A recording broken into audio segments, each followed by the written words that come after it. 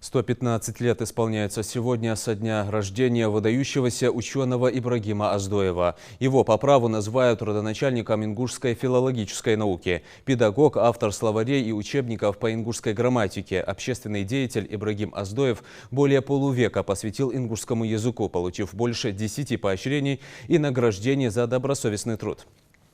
Ученый занимал различные высокие должности, а с началом Великой Отечественной войны одним из первых добровольцем ушел на фронт. Был в немецком плену и пережил депортацию.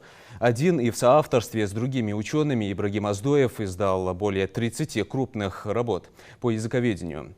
Среди них краткий русско-ингушский словарь, справочник общественно-политических терминов, орфографический словарь ингушского языка и русско-ингушский словарь, в который вошел основной и едва ли не полный лексический состав ингушского языка.